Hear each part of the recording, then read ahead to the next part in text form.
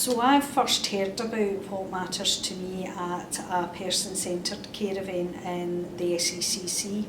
And it was actually one of my colleagues, Jen Rogers, who at that point was lead nurse for paediatrics, and she was telling the story of how she had introduced What Matters to Me in paediatrics.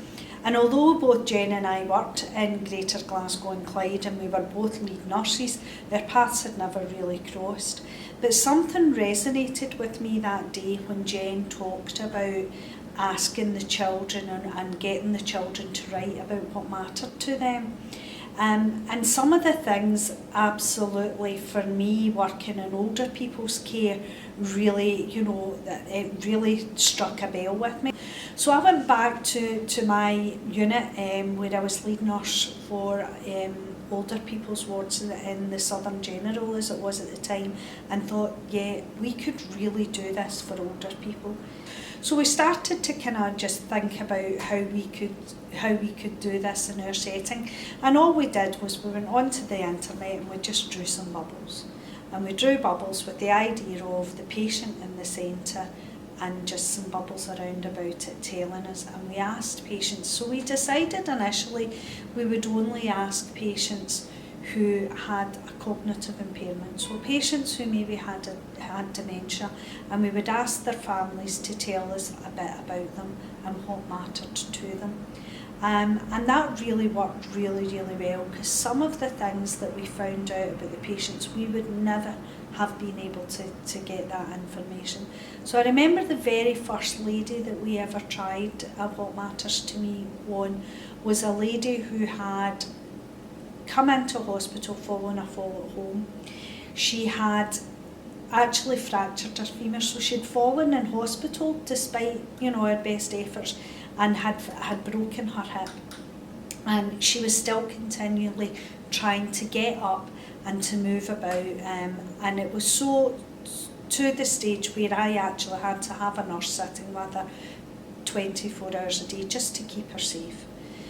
And even then she was still trying to get up and still trying to mobilise on her own. So we sat down with her nieces and they told us that the usual thing. She liked sugar in her tea, what she liked, what her favourite meal was. And we started to explore a little bit, and we said, well, tell us a bit about your aunt. And we found out that she'd been a school teacher. She was a retired school teacher. And then one of the nieces said, my aunt, really, her religion means a lot to my aunt. And her sister said, yeah, that's right, and now you say that, we've never seen her without her rosary beads. And when we looked round the ward to see where her rosary beads were, they were tucked away neatly in a drawer because the nurses didn't want them to be lost. So we thought, right, and we put that information above her bed. So what we did was this A3 sheet of paper laminated with I like to have my rosary beads at all times. And what actually happened really astounded us, because she stopped mobilising. Now, the lady had quite advanced dementia. She couldn't tell us, she had very little communication. She couldn't tell us it was her rosary beads that she was looking for. But with that information displayed above her bed, she gradually stopped mobilising unassisted and actually became much more settled. So because it worked really well with this lady, we thought, right, we're really going to roll this out. So one day, one of the nurses in a family were sitting with doing a What Matters to Me poster with a lady, and one of the other ladies in the same room said, why have I not got one of these? So the nurse was explaining to her, it's because Jeannie here can't remember, she sometimes forgets. You don't forget, you can tell the nurses what matters to you. And the lady just looked at her and said, yes, but nobody's ever asked me. And that was absolutely, for us, thought, yeah, that's absolutely true. So we decided there and then that we were going to roll What Matters to Me out across all of our wards, and every patient who wanted the opportunity to have a What Matters to Me poster above their bed would have one.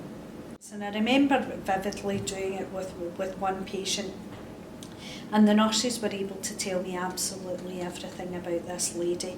They knew her home circumstances were, they knew what the consultant had planned for her.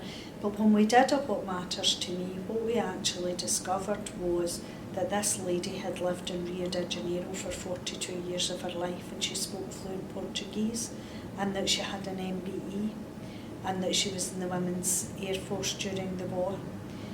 And what that for me showed was that we absolutely knew the patient, but we knew nothing about the person. And What Matters to Me is about getting to know the person, getting to know the person behind the medical condition. When we have that information about what matters most to people, then we can start to plan care in a truly collaborative way with our patients, rather than us assuming that we know what's best for patients.